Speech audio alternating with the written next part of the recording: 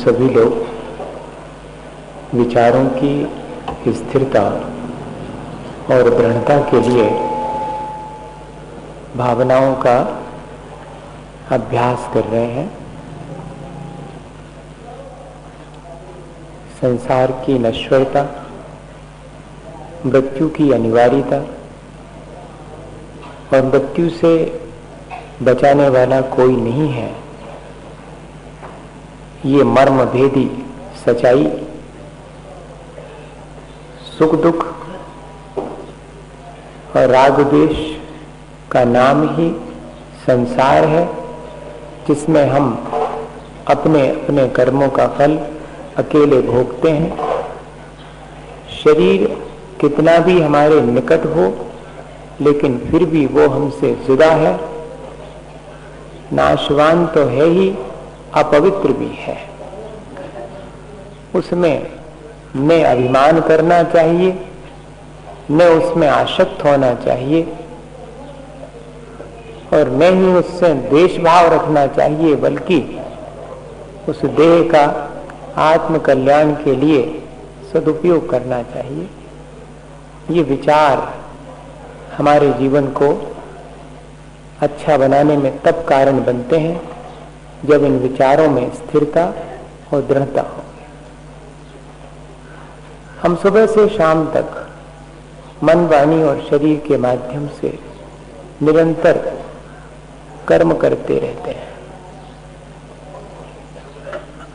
जैसे कि नदी में प्रवाह जल का निरंतर चलता रहता है, ऐसे ही इन कर्मों के करने के जो मन, वाणी और शरीर आलंबन है, उनके द्वारा भी निरंतर हमारे अंदर भी कर्मों का प्रवाह जारी रहता है।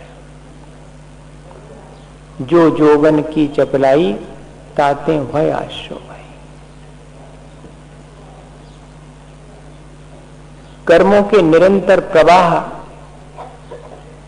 का कारण मेरे अपने मन की मलिनता या मेरे अपने उपयोग की मलिनता और मेरे मन, वाणी और शरीर की चंचलता, ये दोनों ही है। जैसे जल स्वच्छ हो तो अपना चेहरा साफ दिखाई देता है, लेकिन जल में तरंगे उठ रही हों और जल गंदला भी हो, तो दोनों स्थितियों में फिर हमारा चेहरा हमें स्वयं ही नहीं दिखाई देता।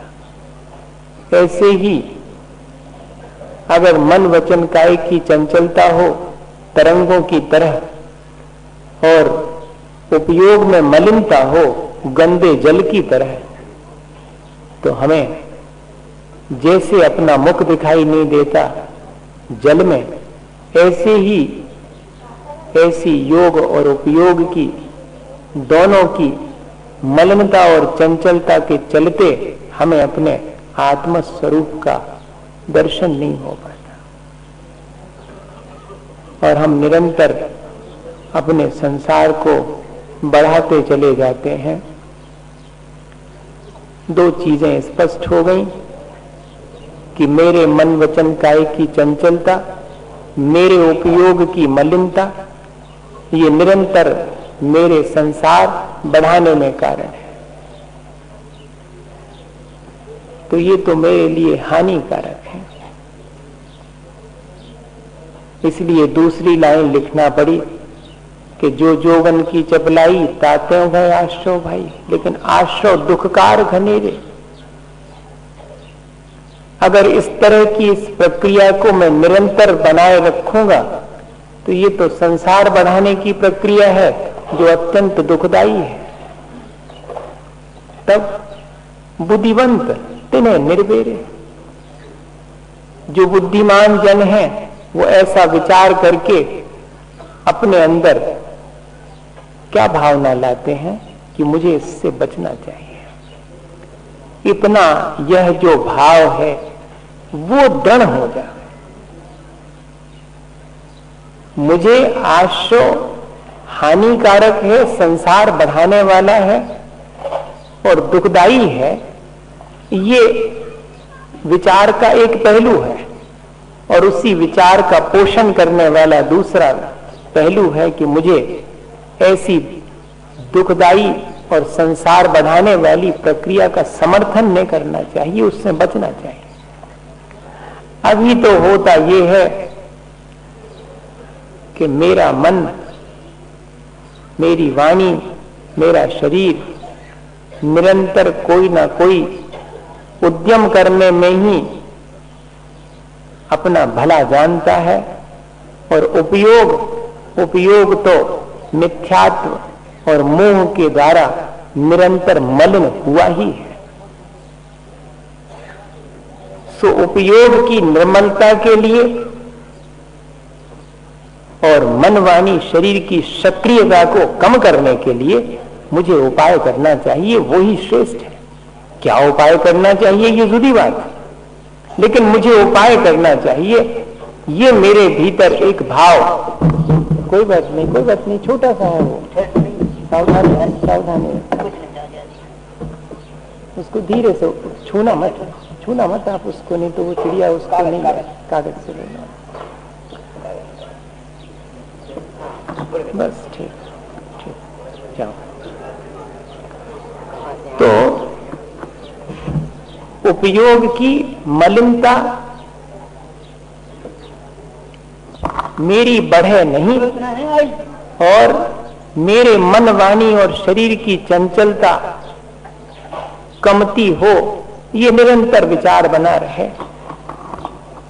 अब देखो क्या कहते आचार्य भगवंत कि परिणति सब जीवन की 3 भांत वर्णी, एक पुण्य, एक पाप, एक राग हरणी।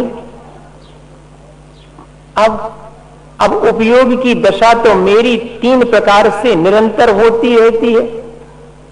मैं विषयों में अनुरक्त होता हूं, वो मेरे उपयोग की अशुभ परिणति है।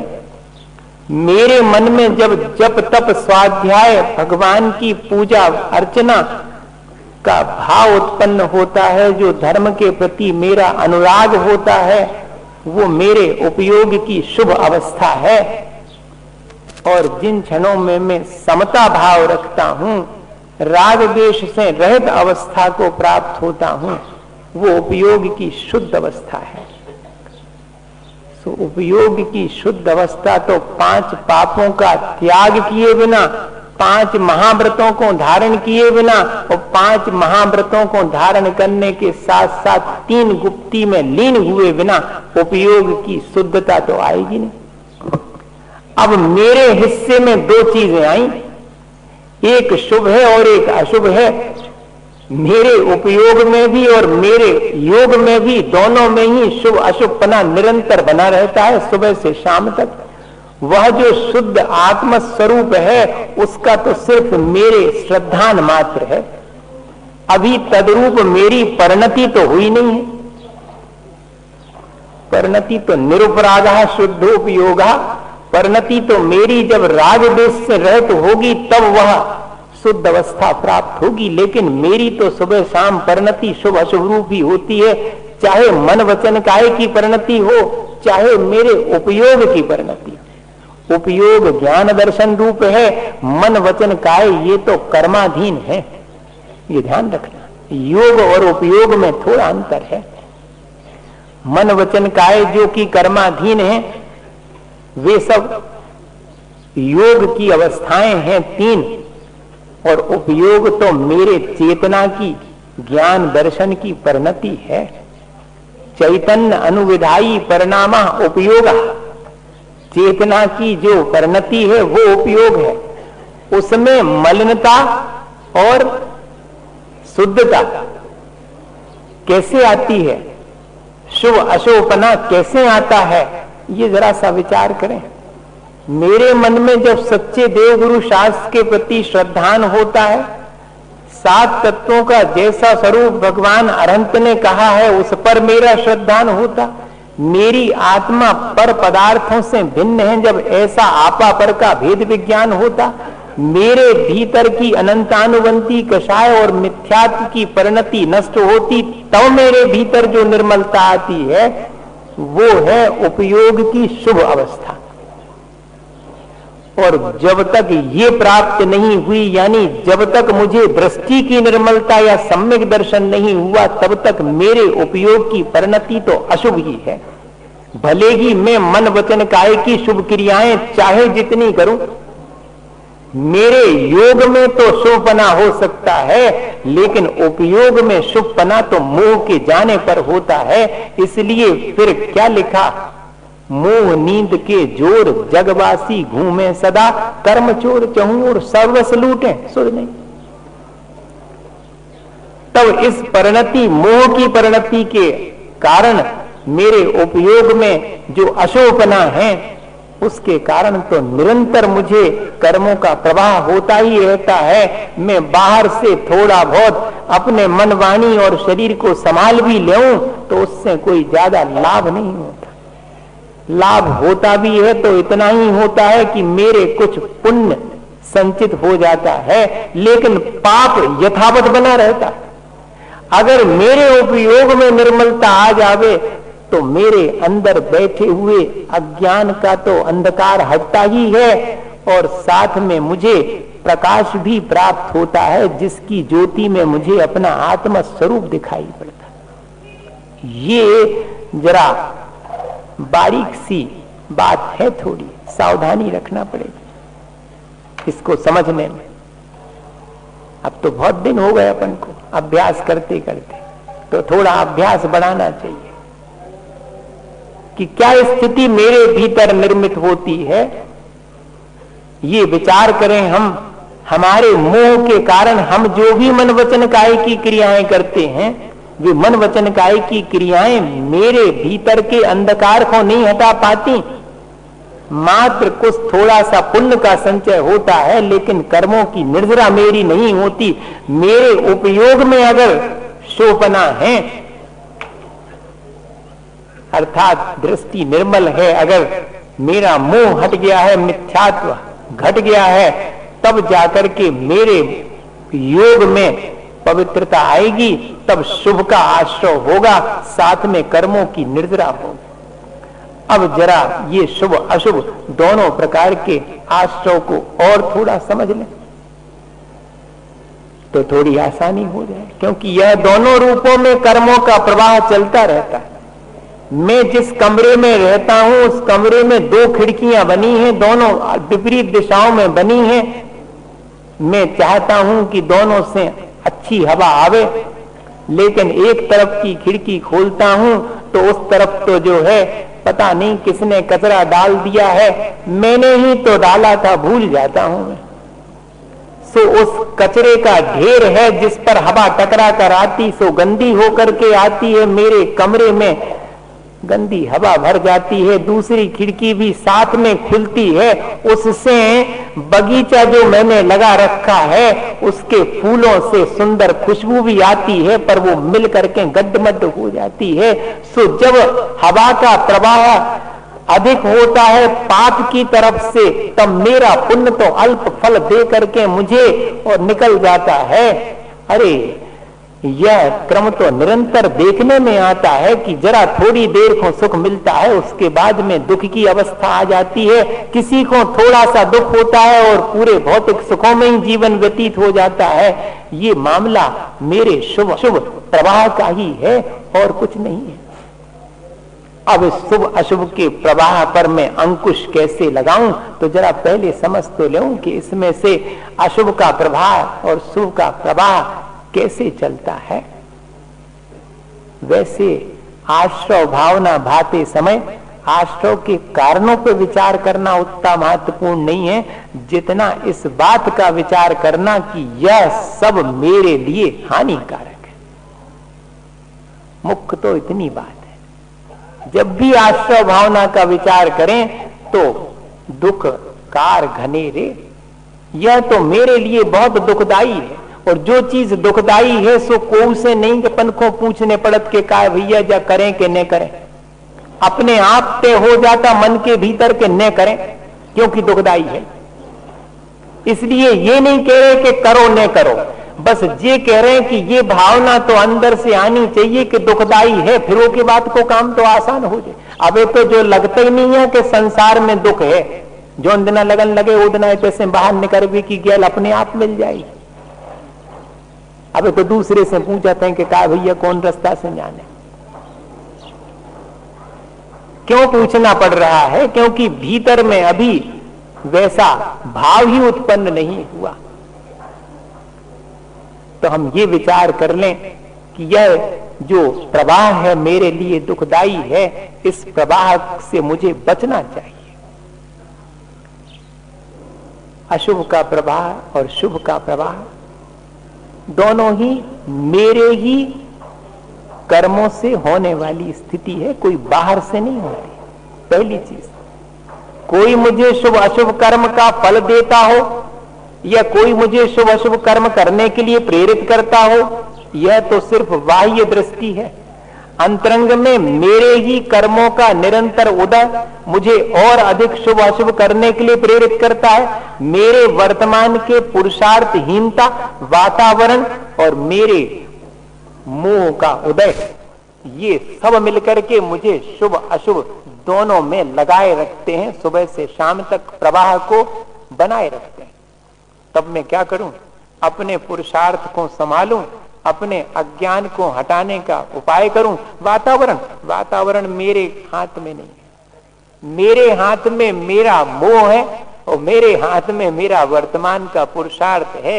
इसलिए इन दोनों को मैं संभालूं, इन पर मेरा अधिकार है। और उसमें भी मेरे पूर्व में संचित कर्म जो मैंने बांधे हैं, उन पर भी मेरा ज्यादा अधिकार नहीं है। वे तो अपना उदय आने पर फल देंगे, उनका फल मुझे कैसे भोगना है, इस पर मेरा अधिकार है। अब देखिएगा, इसका मतलब यह है कि मैंने पूर्व में अज्ञानतावश अगर इस प्रवाह को, शुभ अशुभ दोनों प्रकार के प्रवाह को जारी रखा है, तो कोई जरूरी नहीं है कि मैं इसे और जारी रखूं।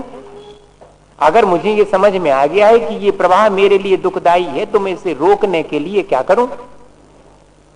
हाथ पे हाथ रखे बैठा रहूं कि क्या करूं, मेरे तो ये निरंतर ही चल रहा है? नहीं, ऐसे नहीं चलेगा काम। जिन कारणों से चल रहा है उन कारणों को अब मैं कम करूंगा, मैं मिथ्यात्व को घटाऊंगा, अपने भीतर के असंयम भाव को घटाऊंगा, मैं प्रमाद को घटाऊंगा, मैं अपनी कषाय और मन वचन काय की चंचलता को घटाऊंगा, क्योंकि यही तो कारण बनते हैं। मिथ्यात्व वृत्ति प्रमाद कषाय योगा बंध हेतवा, ये निरंतर मेरे प्रवाह को और बल देने वाली चीजें हैं। इसलिए इनसे मैं बचूं, क्योंकि मैं दुख से बचना चाहता हूं। ये सब मेरे लिए दुखदाई है, ऐसा भाव मन के भीतर आना चाहिए।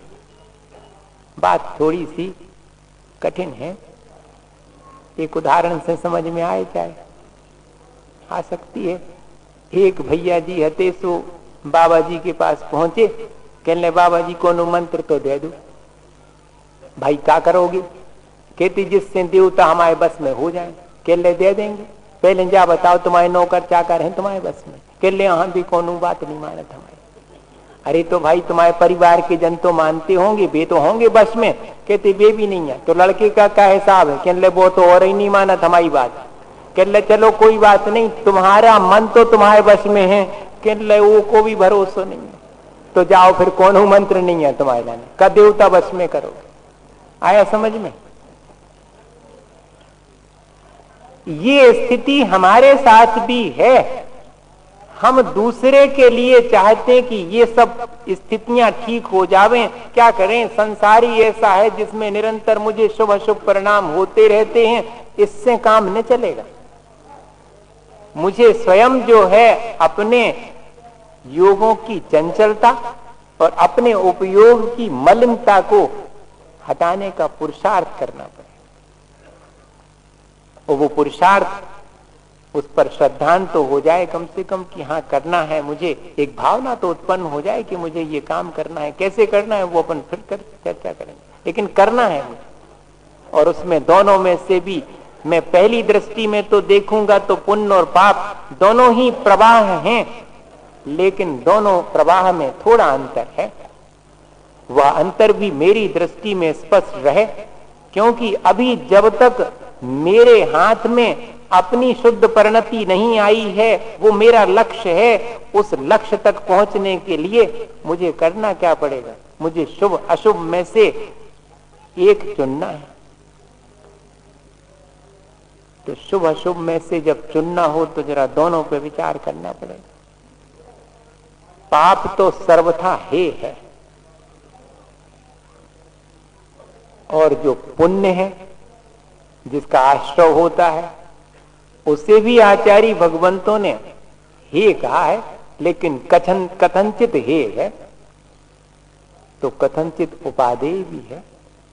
किसी अपेक्षा से हे है, किसी अपेक्षा से उपादेय है। पाप तो सर्वथा हे है, लेकिन यह पुण्य भी हे है, इसके पीछे विचार क्या है ये तो देख लूं मैं। अभी तो मैं जल्दी से कह देता हूं कि पुण्य तो हे है। अरे भाई, तो मैंने कभी विचार ही नहीं किया कि वास्तव में है क्या, कहना क्या चाह रहे हैं। अब मैं विचार कर लूं थोड़ा सा। पुण्य का आश्रय हे है, तो पुण्य का आश्रय तो कषायों की मंदता में होता है। तो क्या कषायों की मंदता हे है तो फिर मैं क्या तीव्र कषाय करूं? अरे ये तो मामला गड़बड़ हो गया। इसका मतलब है कि पुण्य का आश्रय हे नहीं है। सावधानी से विचार करना, मैं बाद में चर्चा करने का मौका नहीं दूंगा, मैं यहीं कर लेना। हाँ जी, चर्चा का विषय नहीं है, ये तो आत्मा में जो अवस्था है उसको देखने का विषय है। ये ज्ञाता दृष्टा बन करके देखोगे तो ठीक दिखाई पड़ेगा। चर्चा में उलझोगे तो आज तक नहीं सुलझी जा, जिंदगी निकल गई। विचार करना कि कर्मों का जो पुण्य कर्म है, कर्मों में से वो मंद कषाय से होता है पुण्य का आश्रय या तीव्र कषाय से? मंद कषाय से होता है अगर, तो फिर क्या मंद कषाय करना है तो तीव्र कषाय करना उपादेय है क्या? नहीं। मंद कषाय के मायने है विशुद्धि और तीव्र कषाय के मायने है संक्लेश। तो संक्लेश करना तो है, मेरे लिए तो कषाय की मंदता यानी विशुद्धि उपादेय है, और उससे तो पुण्य का आश्रय ही होगा। अब करूं क्या? नहीं तो कुछ और कहना चाह रहे होंगे, तो पुण्य का बंध ही होगा।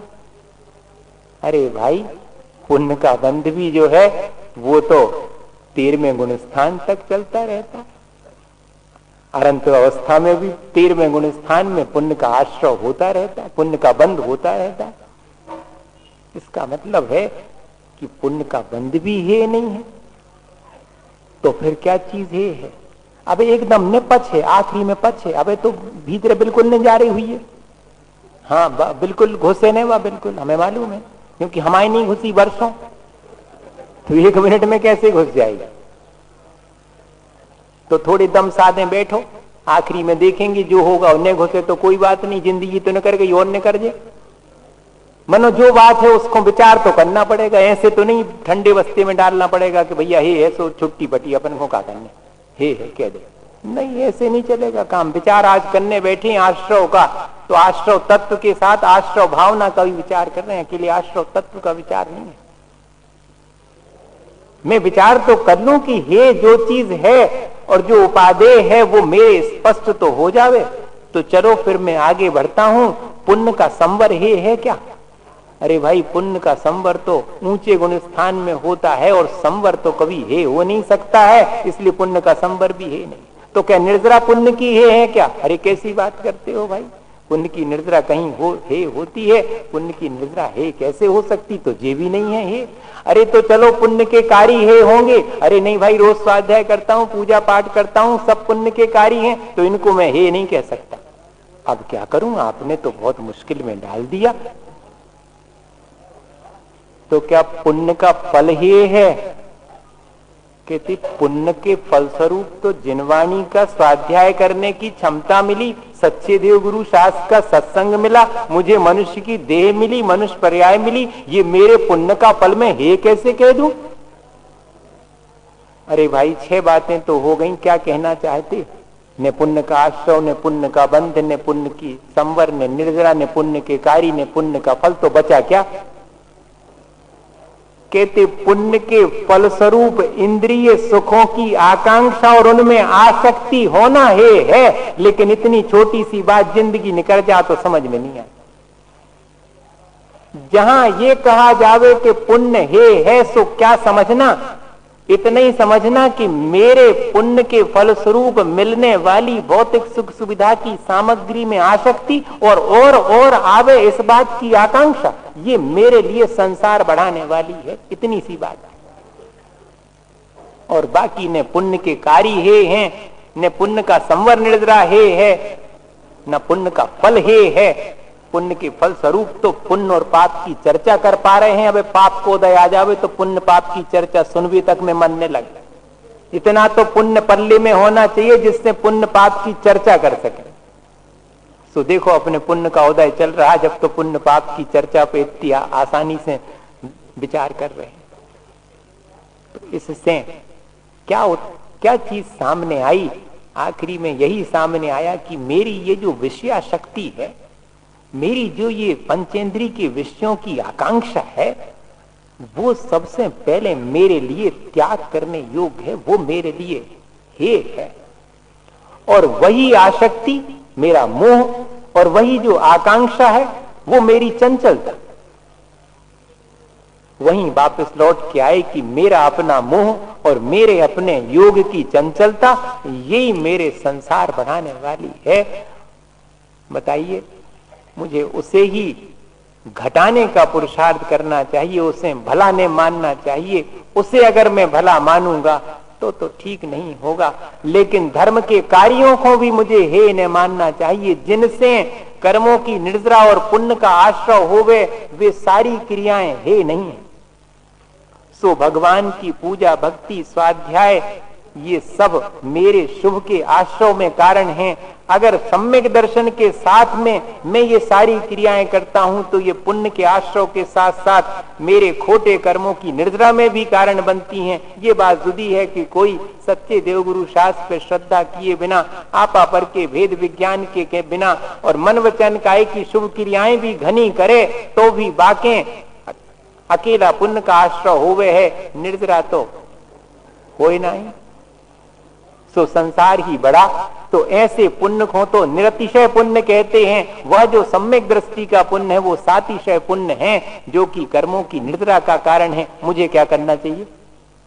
मुझे ऐसे आश्रय को समझ करके और अशुभ के आश्रय से तो सर्वथा बचना चाहिए, और शुभ के आश्रय के लिए मुझे संसार में अटकाने वाला है, भटकाने वाला नहीं है।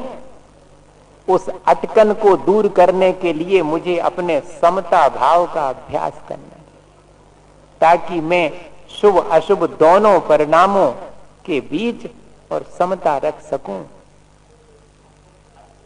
ये जो है भावना निरंतर बनी रहे। उदाहरण बहुत सारे अपने सामने हैं।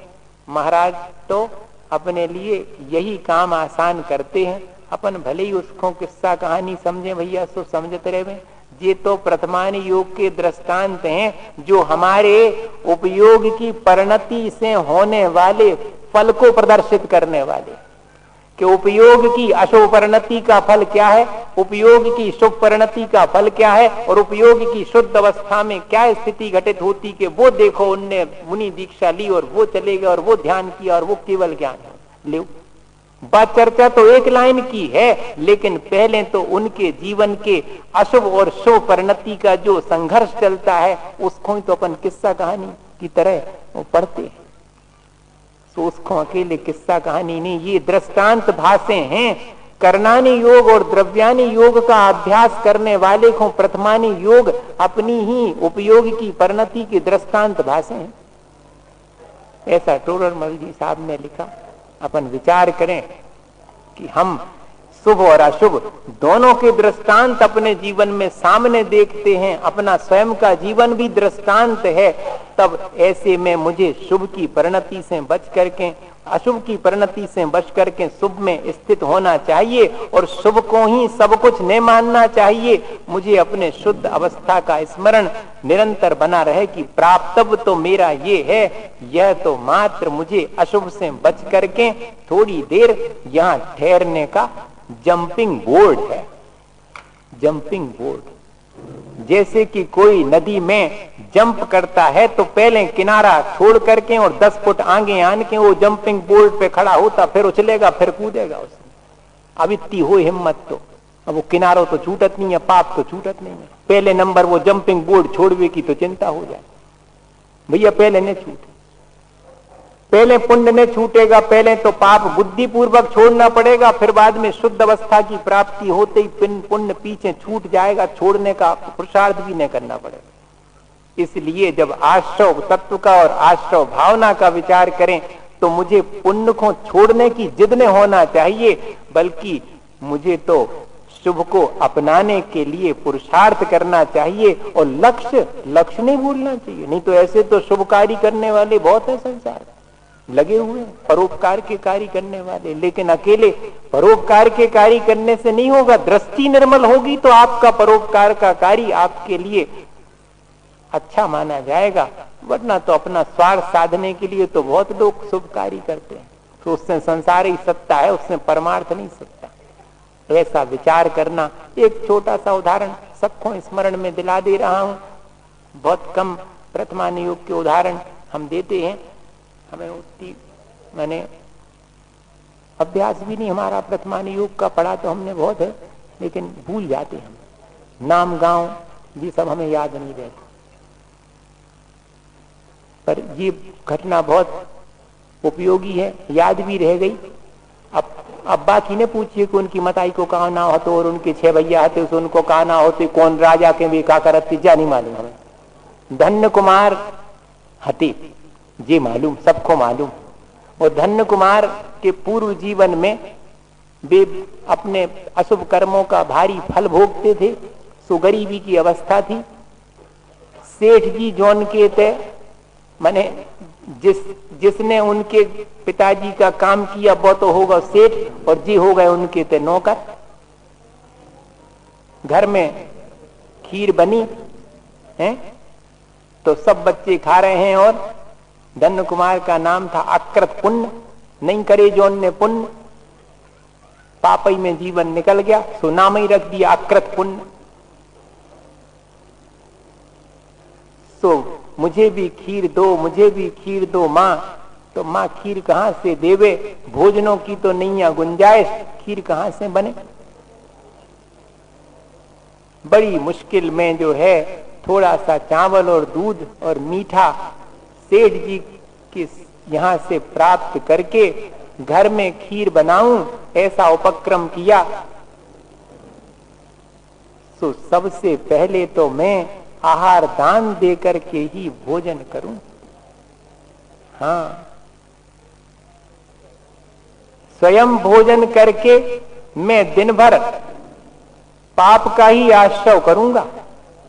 जो पुण्य के आश्रव में और कर्मों की निर्जरा में लगे हुए हैं, उनके लिए वह आहार दान दे करके फिर मैं अपना आहार करूं, ये भावना तो अत्यंत निर्मल भावना है।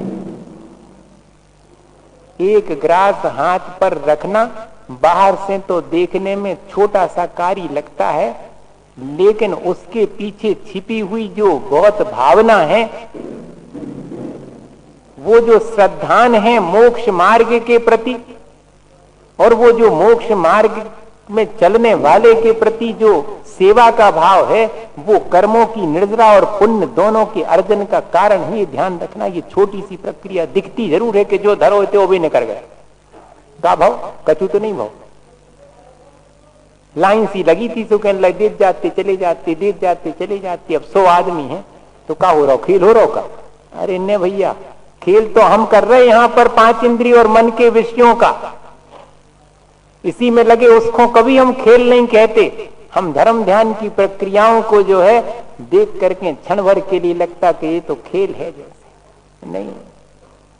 जिनेन्द्र वर्णी ने लिखा कि ये जो मेरा सवेरे से गदगद हो करके स्नान इत्यादि करके शुद्ध वस्त्र धारण करके भगवान की पूजा के लिए और थाली लगाना और आ करके भगवान के गुणगान करते हुए ये थाली में से ये थाली में धरते जाना, ये पागलपन ही तो है। लेकिन ये पागलपन मेरा ठीक है, विषय कषाय की दौड़ में सवेरे से दौड़ रहे लोगों के पागलपन की अपेक्षा मेरा ये पागलपन ज्यादा ठीक। जब शुभ अशुभ की चर्चा आवे तो ऐसा ही विचार करना भाई कि अशुभ से तो संसार ही बढ़ेगा, शुभ से तो थोड़ी गुंजाइश है कि मैं अपने को संभाल लेऊंगा। तो उस अकृत पुण्य को मां छोड़ के गई कि भैया देखें रहियो, महाराज आवे तो निवेदन कर लियो, और हम तो जा रहे हैं सो पानी भर के आते हैं। प्रसिद्ध है घटना, मुझे तो रिवाइज कर रहा हूं, उसमें जो मुझे बात कहनी है वो महत्वपूर्ण है। और बेटा छोटा सा अकृत पुण्य क्या भाव कर रहा, आ जाते भी महाराज, आ जाते जो उनकी कह रही है मताई बार बार, और उनको दे भी की है, हमें तो इतने दिन हो गए हम ही को खाने हैं, और उन्हीं की चर्चा के भी आ जाए सो उनको दे दे। उनने कचू करो है का, हम तो इतने दिन से भाव ना भा रहे, हमने मताई को सब कचू काम भी करो, खीर बनवावे में इतनी मदद करी है, हमारी बिल्कुल नहीं कह रही कि जा कह रही कि भी पहले आ जाए सो महाराज को दे फिर तुम्हें दें। और आ जाती तो अच्छो रहे, तो भी जल्दी से थोड़ी बहुत खा लेती, फिर तो हमें पूरी खानी है। ऐसा मन के भीतर विचार चल रहा है। विचार महत्वपूर्ण है। ये कौन सा विचार है? ये विषयानुराग है, ये अशुभ उपयोग की अवस्था है, ये अश्रद्धान है कि जैसे तैसे हो जाते सो हमारा संकट कट, तो 25 दिन तो वैसे ही हो गए, अब हमें क्या मालूम नहीं थी, हो तो जाते हमारे, हो जाते सो हमारा बंद हो जाता। अब बताओ इसमें कौन सा विचार है, कौन सा भाव है इसमें? अपने भावों को अपन स्वयं समझ सकते, दूसरा नहीं समझ सकता। भैया हम उलाहना नहीं दे रहे, हम तो कह रहे कि ऐसा भाव मन के भीतर जिस क्षण मेरे आता है उस क्षण मेरे कैसा आश्रय होता होगा, विचार तो करो। इतना ही तो संभालना है। सुबह से शाम तक मन, वाणी और शरीर की जो सक्रियता है और मेरे अपने उपयोग में उठने वाली जो तरंगे हैं, उतना ही तो आश्रय, मेरे प्रवाह का कारण उतना ही तो है। मैं उसे ही नहीं संभाल पाता हूं। मैं सब दीन दुनिया को संभालने का तो बड़ा उपक्रम करता हूं कि इसको संभालूंगा, उसको संभालूंगा, मैं अपने ही उस प्रवाह को नहीं संभाल पाता हूं, उसको दिशा नहीं दे पाता हूं। अब महाराज सामने आ गए, पांव पकड़ लिए कि ये महाराज चलिए न जाइयो। हाँ, अब वो और कुछ नहीं जानता। अब महाराज क्या कहें, रुके कि जाएं? अब पैर ही पकड़ लिए तो क्या, कहां जाएं? मां उतने में आ गई, कलश तो सिर पे है ही, पड़गा लिया, भो स्वामिन अत्र अत्र पधारो, मन वचन काय सबकी शुद्धि है। ये क्रिया बाह्य नहीं है। एक अम्मा जी नहीं रही, वे जब तक रही खूब उनने चौका लगाए, आचार्य महाराज के संग में हार दिए, और पड़गाते कैसे थी? मन शुद्धि, वचन शुद्धि, काय शुद्धि। आओ महाराज, अब का, अब जो नहीं, बहुत सारी बात, गृह प्रवेश करिएगा, भोजनशाला में आइएगा। हाँ, ये तो रटे रटाए बात है, वो रटे रटाए नहीं बोलती थी। मन शुद्धि, वचन शुद्धि, काय शुद्धि। आओ महाराज, और भीतर लो आ गई, बैठ महाराज। अच्छा बैठ, हाँ बैठ गए। अब ये सब तो हो गया, थाली वाली क्या दिखाऊं ने, हम तो सब दें। हो भाई ठीक है। अब फिर उसके बाद मन शुद्धि, वचन शुद्धि, काय शुद्धि, आहार जल शुद्ध है, जीव महाराज। अब जीव महाराज, अब ऐसी कह दें तो लौट जाए आज के महाराज हों तो देखें जो सबका है, मगर उनकी भावना तो देखो। और कोई नहीं लौटता था, आचार्य तो हंस देते थे, और 15 दिन में एक आध बार उनके यहाँ बूढ़ी अम्मा जी के यहाँ हो ही जाते थे, क्योंकि उनकी भक्ति, उनके भाव की निर्मलता वो देखने लायक थी। वाही क्रिया के साथ साथ वो महत्वपूर्ण है। अब वो पैर पकड़े खड़ा हुआ है और माँ ने पड़गा लिया है। अब माँ से पूछो कि काय की विधि હતી तुम्हारी, पूछो। अब रुक गए हैं महाराज और खीर देना शुरू कर दी है। तब क्या विचार करता है? पहले क्षण भर पहले ये विचार था कि थोड़ी सी ले ले में जी महाराज, और शेष मैं खाऊंगा। और जैसे ही हाथ पर महाराज के खीर रखी, मन का विचार बदला, भाव बदले, और मुद्रा देख करके दृष्टि की निर्मलता हो गई। आपा पर का भेद विज्ञान हो गया। ये ध्यान रखना, उस वीतराग मुद्रा से, रत्नत्रय धारी की मुद्रा से, उनकी उस आहार की प्रक्रिया से। और क्या विचार मन में आता है? महाराज सब ले लें, मैं तो तृप्त हूं, मुझे कुछ नहीं चाहिए। सब ले ले, सब ले ले, देता चला जा रहा है। और दो मां, महाराज के लिए और दो। और महाराज तो रिद्धिधारी थे, अक्षीण महानस नाम की रिद्धि थी कि जिस रसोई में पहुंच जाएं, जो चीज ग्रहण कर ले, वो चक्रवर्ती का कटक अक्षौणी सेना भी खा ले वे तो समाप्त नहीं होगी। अक्षीण महानस रिद्धि। और वही हुआ। महाराज तो खीर लेकर के चले गए।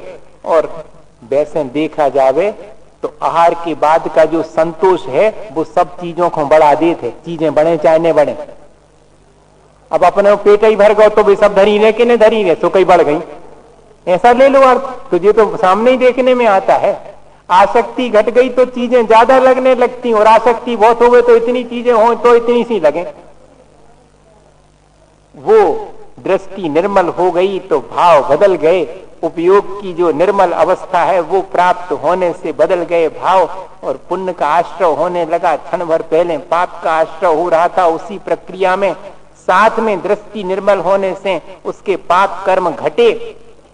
और बताइए फिर जहां हाथ लगाता वहां पर सोना निकल रहा है। धन्य कुमार की ये पूर्व जीवन की अवस्था है। इस उदाहरण में दोनों चीजें छुपी हुई हैं। और धन्य कुमार का चरित्र आगे पढ़ो तो जब उन्होंने अपने कल्याण के लिए महाव्रत धारण कर लिए, वह जो समता भाव धारण कर लिया, उस शुद्ध परिणति को प्राप्त कर लिया। कैसे? अशुभ से बच करके शुभ में स्थिर हो करके फिर शुद्ध पर्याय को प्राप्त किए। उदाहरण बस इतना ही अपन को जब आश्रय भावना करें तो समझना चाहिए। आज हमने बहुत चित्त से अपनी बात कही तो 10 बज गए।